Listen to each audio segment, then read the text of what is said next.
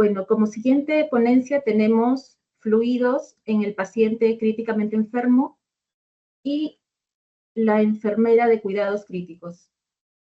Tenemos a la magíster Priscila Paola Toledo Rodríguez, con maestría en salud pública, con estudios de doctorado en ciencias de la salud, enfermera especialista en cuidados intensivos, diplomados en administración de los servicios de enfermería en la gerencia de los servicios de enfermería, realizó docencia de posgrado en Lima y en provincias, así como en distintas universidades, con amplia trayectoria en enfermería, actualmente docente de posgrado nacional de la Universidad María Auxiliadora, docente de la Universidad Peruano Cayetano Heredia, docente de la Universidad Norbert Wiener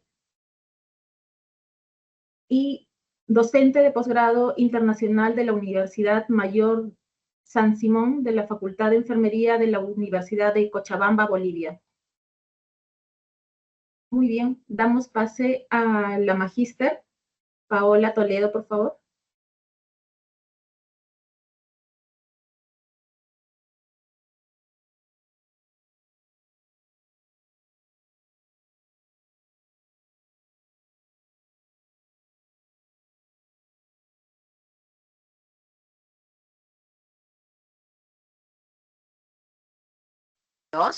Por permitirnos estar sanos, por permitirnos estar vivos y el día de hoy disfrutar de este curso de enfermería realizada por el grupo empresarial IBT, Grup Perú.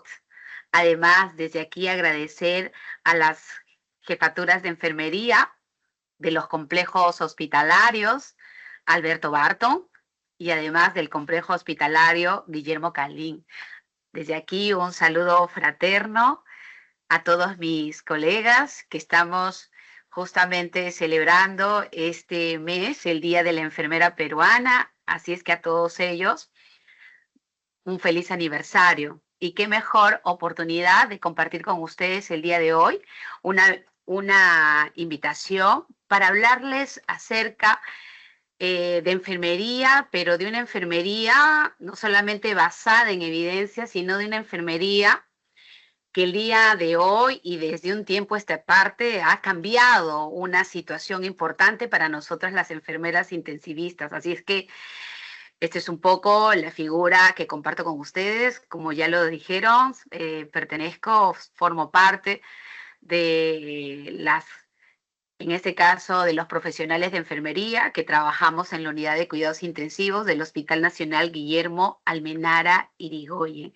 Y a partir de aquí, de mi experiencia en este hospital de la Seguridad Social, es que pienso compartirles justamente un gran tema para nosotros las enfermeras intensivistas. Y se trata de hablar un poco sobre fluidos.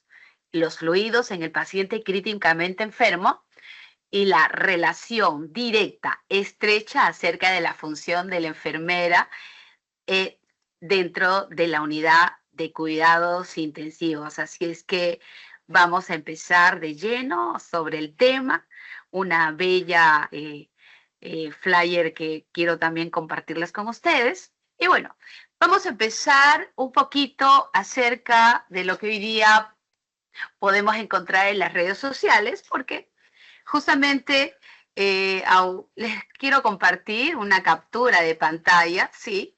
La Federación Europea de Enfermeras en Cuidados Críticos ya lo ha lanzado en las redes sociales, por favor. Ahí le estoy compartiendo un poquito la referencia. Y permítanme decirles de que nosotros como enfermeros latinoamericanos creo que tenemos que empezar un poco acerca de indagar sobre la función propia de la enfermera intensivista, que dicho sea de paso, hay que empezar a abordar, a generar ese dinamismo que la enfermera de Europa y obviamente de otras latitudes lo están haciendo, y estoy seguro que en algunos lugares como los complejos hospitalarios Barton y Kailin lo están realizando, pero entonces creo que vamos a hablar un poco el mismo idioma, y una de las situaciones importantes que contemplan las diferentes competencias técnicas de la enfermera allá cuando obviamente protocolizan y uniforman este estándar, ¿no? Acerca de las competencias, dicho sea de paso y reitero, de las enfermeras intensivos de aquí, de la Federación Europea, nos dicen entre todas las, en este caso, entre todas las situaciones que conoce la enfermera intensivista, dice que pueden manejar los fluidos. Y acá las enfermeras peruanas también lo hacemos. Pero ¿cómo lo hacemos? Voy a compartir con ustedes. ¿Por qué nosotros necesitamos saber acerca de los fluidos al interior de la unidad de cuidados intensivos? Y es que comparto con ustedes justamente este estudio científico, ¿no? Es un estudio que data desde el año 2001, como dice aquí. ¿Y por qué tan importante? Ya hace un tiempo atrás, un poco más de 20, justamente de 20 años, casi 25 años, se ha ido consolidando diversos estudios de investigación, porque la administración de fluidos no es una situación solamente mecánica de poder probablemente mejorar el espacio intravascular, porque dicho sea de paso, necesitamos probablemente mejorar algunas variables dinámicas que a lo largo del tiempo eso de alguna manera nos ha permitido manejar a un paciente críticamente enfermo. Pero lo que la enfermera de hoy, intensivista, tiene que saber que la administración de fluidos es tan importante porque de eso va a depender, ¿no? De un adecuado manejo va a depender probablemente la disminución de la mortalidad hospitalaria y en otros estudios de investigación, por ejemplo, los altos costos, ¿no? Que utilizamos a nivel hospitalario cuando no manejamos adecuadamente los fluidos. Este ensayo aleatorio que se suscitó, lo hizo Rivers y todo su grupo, ¿no? Finalmente nos permitió realizar una situación en las cuales una terapia temprana dirigida por objetivos en una situación importante, los pacientes con sepsis y shock séptico. Finalmente, lo que habían hecho es que esta situación en las cuales teníamos un grupo que obviamente le realizábamos una terapia temprana dirigida por objetivos dentro de las 6 primeras horas y obviamente a otro grupo donde se le administraba los fluidos en una situación continua, como se hacía hace más años atrás, sin ninguna variables hemodinámicas, sin ningún efecto protocolizado, para que justamente nosotras pudiéramos o estábamos abordando un tipo de situación hemodinámica. Y esto demostró, como lo dice ahí en la presentación, y he querido colocar un poquito de resumen, demostró que esta terapia temprana dirigida por objetivos disminuía exactamente la mortalidad hospitalaria. Además, mejoraba variables de disfunción orgánica. Entonces, a partir de esa situación, se han ido publicando muchísimas investigaciones, como aquel que le comparte a ustedes en el New England, en el año 2006. También había otro, en este caso, una comparación de 2 estrategias de manejo de fluidos en pacientes con lesión pulmonar, porque ese tipo de pacientes es justamente aquellos pacientes que ingresan a la unidad de cuidados intensivos donde el manejo es más prolijo, es más fino. Manejar a fluidos en un paciente que tiene una lesión pulmonar definitivamente es un reto y nosotras las enfermeras intensivistas lo sabemos. Entonces, ¿qué se demostró?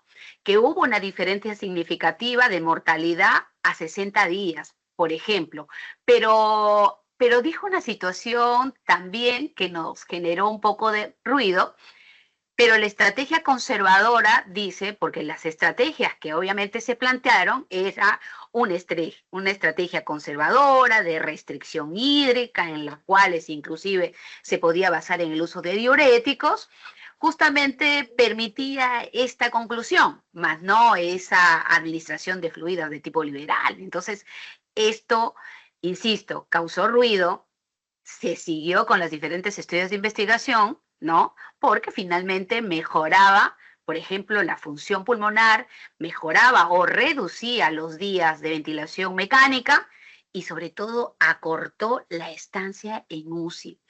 Allá por los años 2005, si nosotros conocemos, pues nace en los Estados Unidos, por ejemplo, el tema mucho que nosotros conocemos a través del monitoreo hemodinámico funcional, dicho sea de paso, que reconocemos en este tema de monitoreo hemodinámico funcional al doctor Michael Pinsky y a su grupo de amigos, que a partir de resolver todas las complicaciones o efectos hemodinámicos de la ventilación mecánica, se empieza a instaurar la monitorización hemodinámica funcional acompañado de diversas investigaciones, por ejemplo, estas. Ahora, en esta situación, en esta publicación, en el New England también, ahora pronto, casi 2022, hablábamos de una restricción de fluidos en los pacientes con shock séptico. Entonces, este ensayo demostró que probablemente, sí, porque si comparamos con la anterior, probablemente no se haya encontrado una reducción significativa sobre la mortalidad, probablemente asumiendo esta estrategia restrictiva. Entonces, múltiples estudios de investigación, solamente traigo con ustedes estas 4, nos permiten señalar que la administración liberal de los fluidos, la administración restrictiva de fluidos, definitivamente iban causando cierto resultado positivo si es que nosotros protocolizamos, en este caso, la administración de fluidos. Y eso es lo que el día de hoy hacemos al interior de la unidad de cuidados intensivos. Por ejemplo, comparto con ustedes este metaanálisis que también habla sobre la sobrecarga de fluidos, justamente una revisión que termina por demostrar que la sobrecarga de fluidos, y eso ya lo conocemos nosotros, se asocia a mayor mortalidad, más días de ventilación, más estancias en UCI. Entonces, si la enfermera intensivista tiene la prerrogativa no solamente de recibir la indicación médica de administrar los fluidos, tenemos que conocer de todos esos estudios de investigación, porque va a generar la importancia de vida para nosotros tener la plena responsabilidad, no solamente de recibir la prescripción, sino que en algunas ocasiones nos vamos a encontrar, por ejemplo, en la posibilidad de tener el criterio de poder administrar fluidos, de poder administrar, por ejemplo, antibióticos, ¿no? Sobre una cantidad de fluidos. Entonces, cuando nosotros estamos al interior de la unidad de cuidados intensivos, nos encontramos con un paciente que llega a nuestras unidades de cuidados intensivos y que probablemente, de repente, un paciente críticamente enfermo con su particularidad, y entonces nosotros preguntamos al médico, porque eso es lo que ahora se estila, en qué punto de la curva de Frank Sterling se encuentra operando esos ventrículos, ese ventrículo del paciente crítico, y en consecuencia nosotros podemos cruzar esa información tanto con el médico, que es el que prescribe y nos indica acerca de cómo vamos a iniciar esa reanimación cardiovascular en nuestros pacientes, y en consecuencia, si el médico nos dice que es un paciente precarga dependiente, entonces nosotros podemos, si es un paciente con shock séptico, podemos saber cómo diluimos los antibióticos, cómo diluimos los corticoides, cómo vamos a diluir, por ejemplo, en este caso, las drogas, la sedación, la analgesia, los relajantes y demás. Entonces, todos esos estudios científicos a lo largo de nuestra historia nos ha permitido señalar que para los pacientes críticamente enfermos, en los diferentes fenotipos hemodinámicos de fracaso circulatorio o shock, nos tiene una noticia extremadamente importante. Saber que la administración agresiva de fluidos o la administración restrictiva de fluidos, en ambos casos, ninguna podría ser la óptima para que nuestros pacientes recuperen ese sistema cardiovascular necesario para optimizar el estado hemodinámico que requerimos. Por eso es que las diferentes guías, ahora hispanas inclusive, de habla hispana, y hay muchos, entonces nosotros tenemos que introducirnos en esta información para saber, por ejemplo, que las fases hemodinámicas de shock, porque dicho sea de paso, el hecho del tema es que la administración de fluidos en un paciente críticamente enfermo responde a la necesidad de este primer conocimiento. No es lo mismo administrar fluidos a un paciente en la fase de rescate, resucitación, O no es lo mismo administrar fluidos en un paciente que se encuentra hospitalizado en nuestra unidad de cuidados intensivos, porque en nuestra unidad de cuidados intensivos nos encontramos en la fase de optimización y en consecuencia nosotros podemos dirigir justamente los objetivos en esas diferentes etapas. ¿Por qué es importante? Entonces, si nosotros empezamos a hablar de fases dinámicas de shock, ¿no? Ahorita les acabo de justamente compartir, entonces nosotros tenemos que saber justamente que la administración de fluidos, el médico de emergencia, nuestra colega enfermera emergencista sabe que la administración de fluidos en un paciente, cuando el médico ya tiene el diagnóstico, probablemente en un paciente con shock hipovolémico, ¿no? La administración de fluidos no sea mucho más de 30 mililitros por kilo de peso, si probablemente tenemos un paciente que está en una hemorragia, obviamente in situ, en las cuales el objetivo principal es evitar la hipotensión, evitar la hipoperfusión celular y en consecuencia establecer, ¿no? Como dice allí en la pantalla, como dice, preservar esa función orgánica. Es diferente, ¿no? Porque es diferente cuando nosotros, nuestros pacientes ingresan a la unidad de cuidados intensivos y desarrollamos la fase de optimización y nosotros tenemos otro objetivo. El otro objetivo es promover la disponibilidad de oxígeno celular. Ese es el objetivo que nosotros tenemos que tener bien presente, porque estoy seguro que en los diferentes complejos hospitalarios de Caelín y justamente Barto, ustedes saben que la administración de fluidos no necesariamente yo quiero mejorar la presión arterial por más de 65 milímetros de mercurio o por más de 60, y no. Eso es, estoy seguro, para otros hospitales, no para los en este caso para los colegas de los complejos hospitalarios. Nosotros cuando administramos fluidos no necesariamente queremos mejorar la presión, no necesaria eso, vamos a compartirlo durante toda justamente la disertación que quiero compartir con ustedes. Tenemos objetivos básicos. Nuestro primer objetivo de la administración de fluidos o justamente de la realización de todas las etapas protocolizadas que realizamos al interior de la unidad de cuidados intensivos tiene que ver con un objetivo básico: promover la disponibilidad de oxígeno celular, mantener el volumen intravascular restaurado y monitorear variables oxigenatorias que tengan que ver con transporte de oxígeno, como es el gasto cardíaco, la saturación venosa central de oxígeno. Y bueno, si tuviéramos un paciente con problemas de corazón derecho, dicho sea de paso, de pronto ese paciente tenga que estar colocado con un catéter de arteria pulmonar, probablemente estamos evaluando saturación venosa mixta, por ejemplo. Entonces, bajo esa premisa, nosotros definitivamente tenemos que medir lactato, porque recuerden que nosotros hacemos diagnóstico de enfermería y tenemos que asegurar no solamente variables oxigenatorias, sino justamente una definición operativa de términos respecto de shock, porque los pacientes en shock, los pacientes con fallas circulatorias son aquellos en las cuales justamente necesitamos que la administración de fluidos sea la apropiada, sea la adecuada para conseguir este objetivo que justamente comparto con ustedes. Enseguida, una vez que el paciente está hemodinámicamente estable, pasan las horas, pasan los minutos y pasa el tiempo, porque se trata de hablar de tiempo y en consecuencia vamos a pasar a la otra fase de estabilización y luego desescalamiento. Me voy a centrar en la fase de optimización porque dentro de la fase de optimización nosotros hablamos de reanimación hemodinámica y si nosotros queremos saber una sinonimia es que vamos a hablar de resucitación cardiovascular. Entonces, en ese sentido, esto probablemente es la foto que ustedes y yo conocemos de un paciente, perdonen, he hecho un clic anterior, posiblemente esta es una de las fotos que ustedes y yo tenemos dentro de nuestras unidades de cuidados intensivos.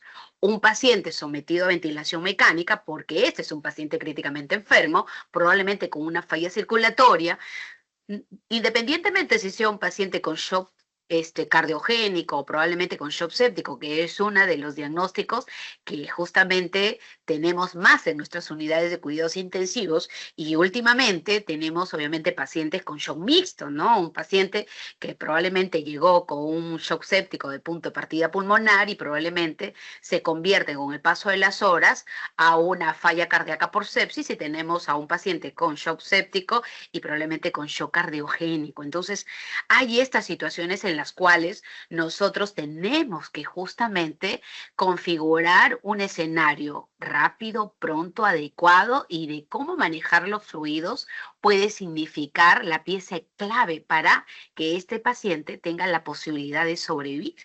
Entonces, las herramientas de monitoreo hemodinámico nos permiten a nosotros justamente extraer estas variables fisiológicas que a nosotros nos van a permitir delimitar de manera protocolizada cómo usamos esas variables o los parámetros dinámicos de respuesta a fluidos que necesitamos nosotros para tener el 50% de posibilidad de que la administración de fluidos posiblemente no solamente mejore la oxigenación celular, sino mejoren el volumen intravascular, mejoremos la precarga, mejoremos con eso justamente es el volumen sistólico, mejoremos con esto el gasto cardíaco y, en última definición, mejoremos justamente ese intercambio gaseoso que necesitamos a nivel capilar y a nivel de la mitocondria. Finalmente, es lo que hacemos con los fluidos. Entonces, a partir de esa situación que acabo de compartir con ustedes, nosotros entonces sabemos, ¿no?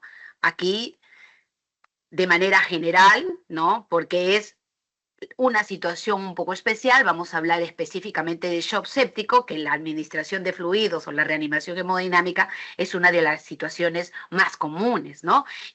Si nosotros queremos hablar de un shock cardiogénico, probablemente la administración de fluidos no sea necesariamente la primera medida terapéutica en los pacientes. Si un paciente viene con un infarto de miocardio, probablemente la revascularización, etcétera, pueden ser la primera medida para poder, en este caso no, vamos a hablar de la administración de fluidos, que posiblemente en los escenarios de shock séptico o probablemente shock hipovolémico sea la mejor justamente forma de satisfacer esa necesidad de oxígeno que obviamente el paciente está, obviamente en esta ocasión, está queriendo recibir. Entonces, reconozcamos esto. La primera medida terapéutica frente a los pacientes con fracaso circulatorio es la administración de fluidos. Y yo le hablaba que dentro de la optimización hemodinámica que nosotros hacemos en nuestros pacientes, dentro de esa fase, por ejemplo, es la entrega de oxígeno, mejorar la perfusión tisular. Ese es el objetivo que nosotros, como enfermeros intensivistas, debemos justamente utilizar. Y por favor, yo quiero hacer un acápite aquí. Nosotros utilizamos diagnósticos de enfermería y los objetivos básicos de la administración de fluidos no es indudablemente mejorar la precarga. La precarga es una situación bastante singular o especial. Por favor, utilicemos bien los libros de Lananda, Nick y Nock, y se van a dar cuenta que los objetivos especiales son estos: la entrega de oxígeno a nivel celular, mejorar la perfusión celular, garantizando eso mismo, la respiración celular. Eso es finalmente lo que hacen los fluidos y lo que nosotros, obviamente, a dónde tenemos que dirigir nosotros, porque sabemos que la administración de fluidos, ya lo he compartido inicialmente acerca de todos los estudios de investigación, no solamente se trata de un edema agudo de pulmón, se trata de un edema generalizado, puede ser un edema pulmonar, cardiovascular, abdominal, renal, del sistema nervioso central y de piel y músculo. Es el inicio probablemente, Franco, en las cuales nosotros tenemos que tener cuidado, porque si nosotros no manejamos adecuadamente los fluidos, este paciente puede terminar, por ejemplo, en el inicio de pronto de una lesión por presión, por ejemplo. Entonces aquí está la respuesta que probablemente tenemos que saber nosotros en las enfermeras intensivistas. Entonces, a partir de eso, les decía inicialmente que justamente la campaña Sobreviviendo a la Sepsis, que es una de las guías más utilizadas justamente a nivel mundial, no, es la que, por ejemplo, en esta tabla, en la captura de pantalla que quiero compartir con ustedes, en el acápite, en la tabla número 1, en el acápite 4, nos dice que específicamente sí. La sepsis, tanto el shock séptico, ¿no? Se recomienda el tratamiento y una reanimación, ¿no? que comience de inmediato. ¿Cuán inmediato? Ahí es cuando hablamos de la primera hora de la sepsis, etcétera, etcétera, etcétera. Estos son justamente los medios en los cuales nosotros tenemos que extraer esta información, porque es una de las situaciones tan importantes y en las cuales puede cambiar justamente todas nuestras funciones de enfermería. Tiene que cambiar el mundo dinámico del día de hoy a través del conocimiento de la fisiología, de la fisiopatología, que nos entrega los grandes, obviamente los grandes investigadores, y que el día de hoy podemos extraer a través de todas las redes sociales que nosotros conocemos y que ya justamente está en nuestras manos. Entonces, por ejemplo, a partir de esas informaciones, nosotros podemos decir el día de hoy qué significa shock. Desde el año 2014, la Sociedad Europea de Medicina Intensiva pues lo lanza también a través de las redes sociales. Por favor, aquí con ustedes comparto los datos.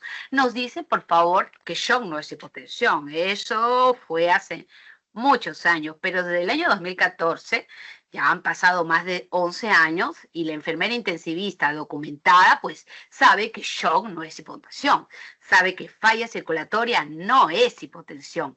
Shock es esa pérdida de la independencia entre el transporte de oxígeno, delivery de oxígeno y consumo de oxígeno.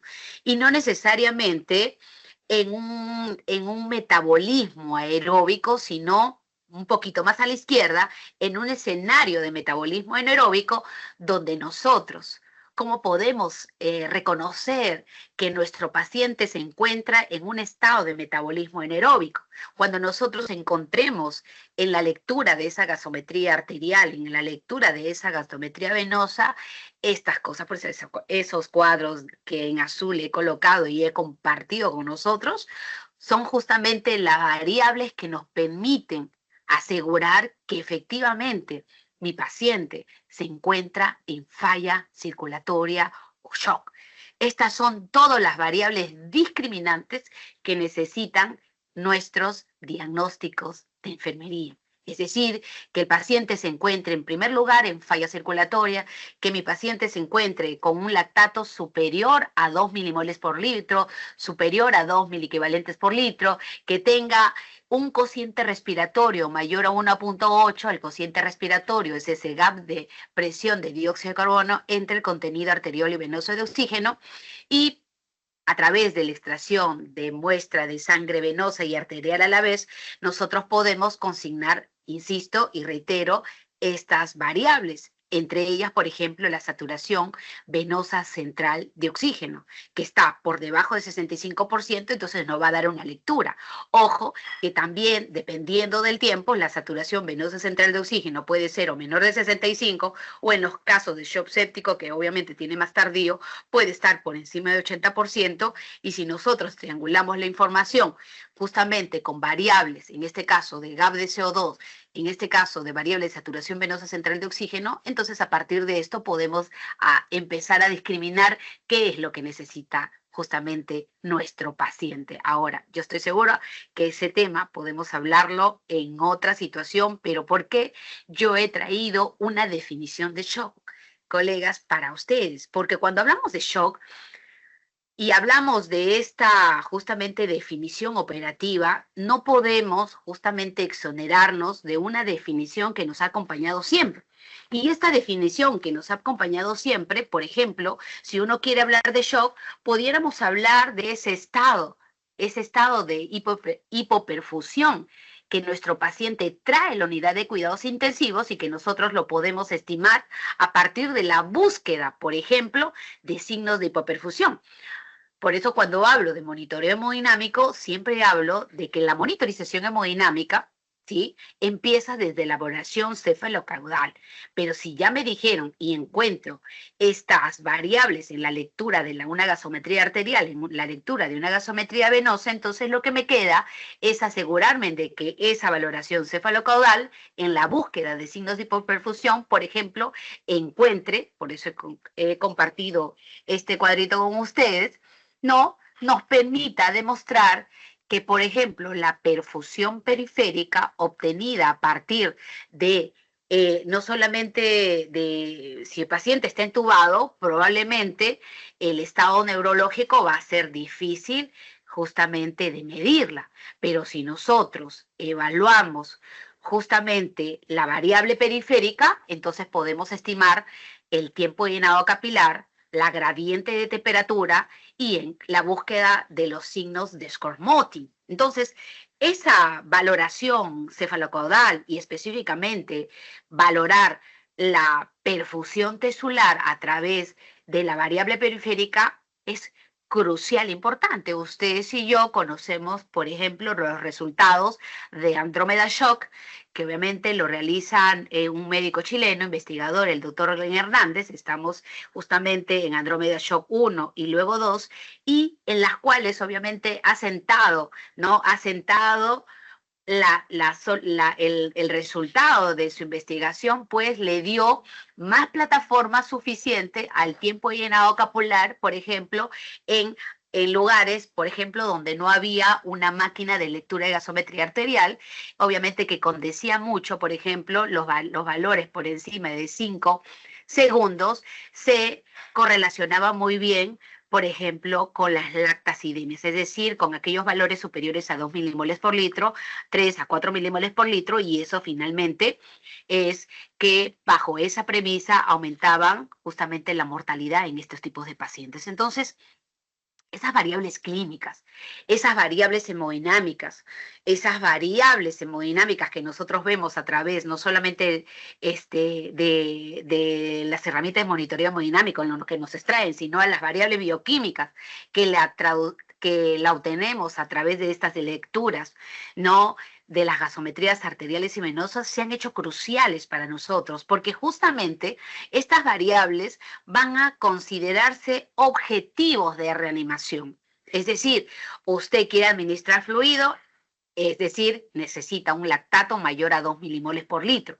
Si usted quiere mejorar esa saturación venosa central de oxígeno que está por debajo de 65, en consecuencia, reitero, esta definición se van a configurar en objetivos tanto clínicos, bioquímicos y hemodinámicos. Así es que voy a compartirles entonces esta figura con ustedes para que nos demos cuenta de que específicamente lo que les acabo de mencionar, lo que configuró la definición, cuando nosotros hacemos la reanimación hemodinámica, cuando nosotros realizamos la reanimación cardiovascular, entonces esto se considera objetivos clínicos, bioquímicos y los objetivos dinámicos a la derecha.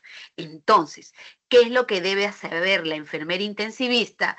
Que aparte de las variables dinámicas de respuesta a fluidos, considerar estas variables no solamente para la definición, sino para los objetivos, porque serán estas principales variables en las cuales el médico intensivista, el médico de emergencia, las utiliza para dirigir la reanimación hemodinámica en estos pacientes críticos que llegan también a la UCI, bueno, de entrada luego a la emergencia y luego a la unidad de cuidados intensivos para estabilizar hemodinámicamente. Esto es lo que nosotros necesitamos para manejar un paciente.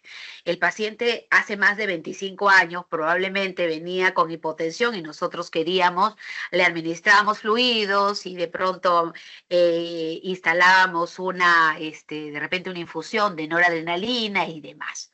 El día de hoy la enfermera intensivista no hace eso, porque el día de hoy nosotros sabemos lo que también significa coherencia hemodinámica, y estoy segura de que coherencia hemodinámica podemos hablar en algún momento, pero a partir de esa situación, todo el conocimiento, ¿no?, que tiene la enfermera intensivista va a ser pieza clave para manejar adecuadamente al paciente, porque seremos nosotros, insisto, la que discriminemos sobre cuánto de volumen de la administración de fluidos le damos a nuestro paciente, porque nosotros somos quienes hacemos el balance hídrico y nosotros sabemos, si nuestros balances hídricos están más positivos, sabemos que puede con esa situación aumentar más la posibilidad de mortalidad, aumentar más el alto costo hospitalario que justamente los hospitales, o en este caso un complejo hospitalario como Kaelin o Barton, se puede perjudicar no solamente al paciente, sino obviamente una administración que, dicho sea de paso, siempre intenta optimizar no solamente infraestructura, sino optimizar el proceso de cuidado que tiene que ver con garantizar todo lo que implica la atención directa a nuestros pacientes críticos. Entonces, por eso que los fluidos es insisto, es una de las situaciones tan importantes que nosotros obviamente deberíamos configurar cuando manejamos a nuestros pacientes críticos. Esto es la lectura de lo que nosotras las enfermeras intensivistas hoy en día compartimos a nivel internacional. Por eso que nuestras enfermeras de México, nuestras enfermeras de Argentina, nuestras enfermeras de Chile, justamente están empezando a seguir monitoreando a nuestros pacientes críticos, no solamente con variables bioquímicas, no solamente, sino están haciendo el uso, por ejemplo, en este caso, el ultrasonido, porque le hacemos ese mapeo hemodinámico y con eso podemos estimar si probablemente nuestros pacientes de repente están haciendo líneas B y en consecuencia, bajo ese conocimiento, entonces nosotros ya sabemos de qué se trata el paciente porque ya lo estamos viendo al interior justamente de su organismo. Y esas cosas, con el uso de las herramientas, podemos, insisto, podemos asegurar una adecuada calidad de atención para nuestros pacientes. Por eso todas las publicaciones, por ejemplo, esta de la monitorización hemodinámica en los pacientes con sepsis y shock séptico, todos se centran, por ejemplo, en optimizar el transporte de oxígeno. Y optimizar el transporte de oxígeno es generar un protocolo adecuado para la administración de fluidos, porque finalmente los fluidos permiten garantizar la entrega de oxígeno.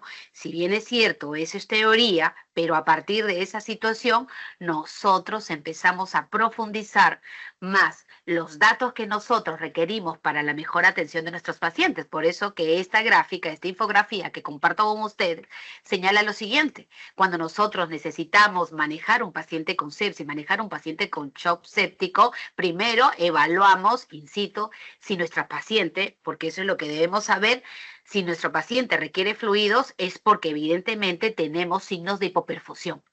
Y los signos de hipoperfusión no solamente se centran porque el paciente está hipotenso.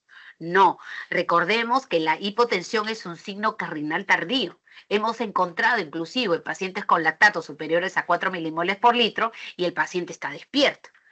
El paciente está normotenso. Pero si tienes un lactato mayor a 4 milimoles por litro, solamente es cuestión de tiempo para que el paciente finalmente llegue a un fracaso circulatorio y sea necesario, en muchas de las ocasiones, el paciente llega despierto a la UCI y le decimos que el paciente, por ejemplo, que no tenga miedo, que esté en las mejores manos, que el médico va a intubarlo, que hay la necesidad de que esté sometido a la ventilación mecánica, que además de eso le vamos a colocar, el médico le va a colocar una vía central, una línea arterial, porque son cuestiones básicas que el paciente requiere para superar este fracaso circulatorio. Entonces, los signos de hipoperfusión tisular de manera global, como ya les dije, y está aquí, la saturación venosa central de oxígeno y obviamente el objetivo de aclarar lactato.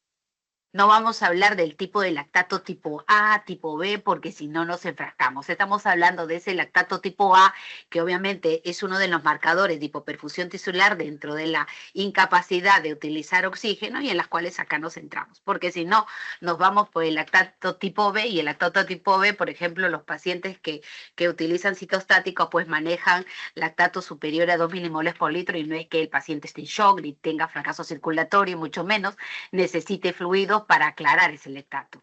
De eso no se trata. Entonces, son signos de hipoperfusión tisular que tengamos primero que evidenciar, porque no hay fluidos que se administra a un paciente que no tenga signos claros de hipoperfusión y esto. En consecuencia, los objetivos es optimizar el transporte de oxígeno.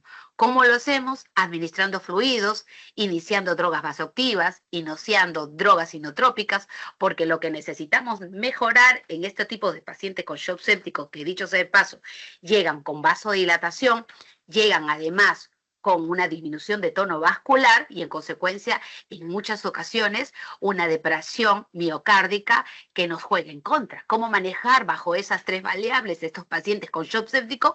Pues justamente, insisto, fluidos siempre será una de las medidas necesarias. ¿Cuánto?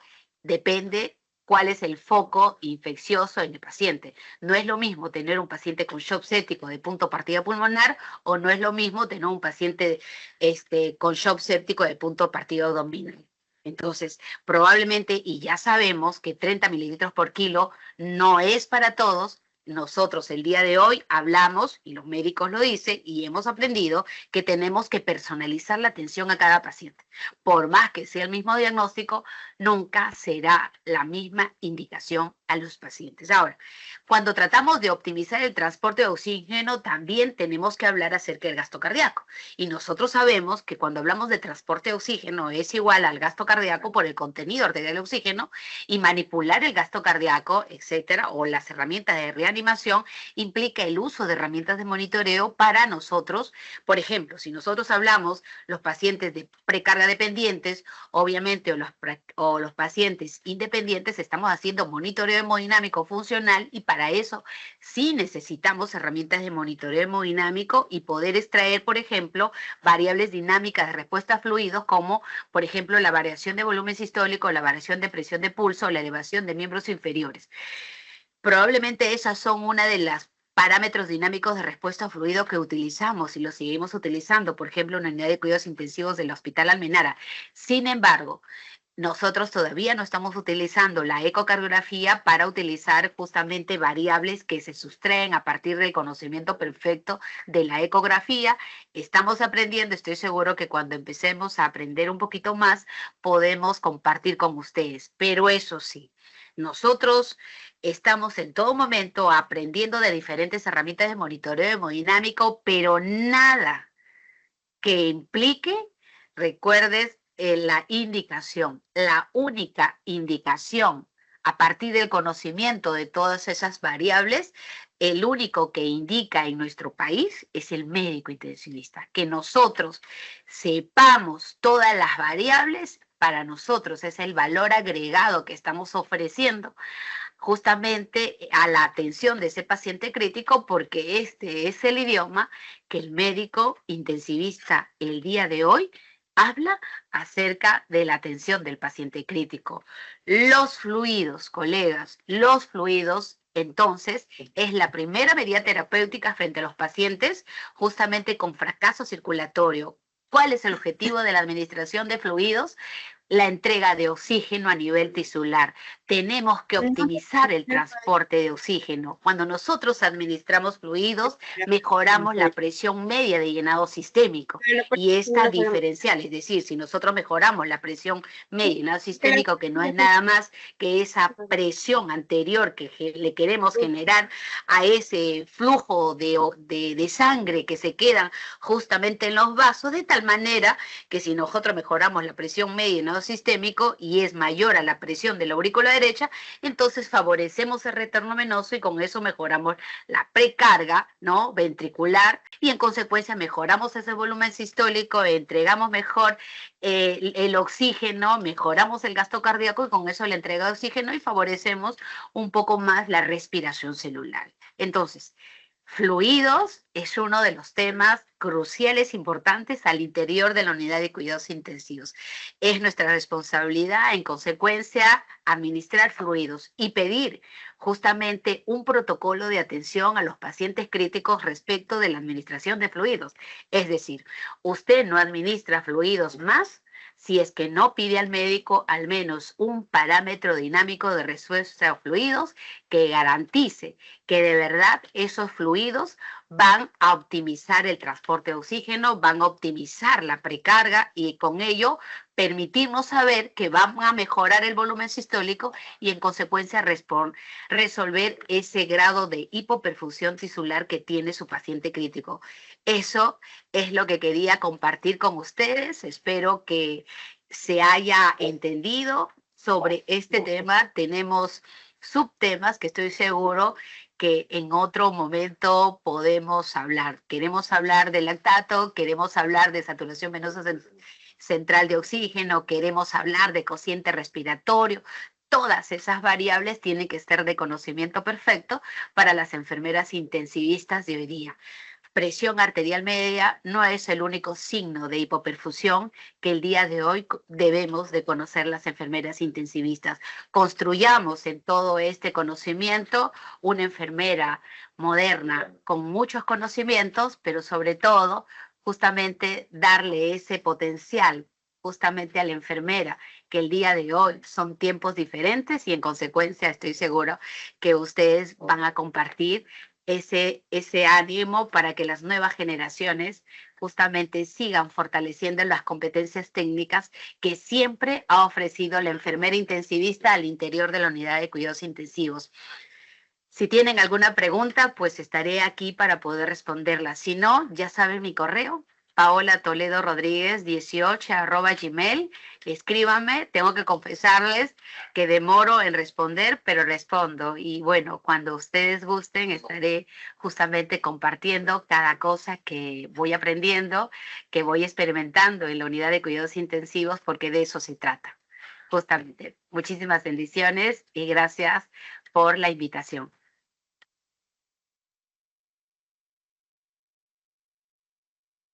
Muchísimas gracias a la doctora Paola Toledo, quien nos ha compartido todo su conocimiento y su experiencia, que es extensa en el campo de la enfermería, ¿no? Y qué importante ha resaltado ella de conocer la terminología y conocer el mismo lenguaje que el médico maneja, y que eso es un plus para todo enfermería en general, ¿no? Y más a enfermería en cuidados intensivos.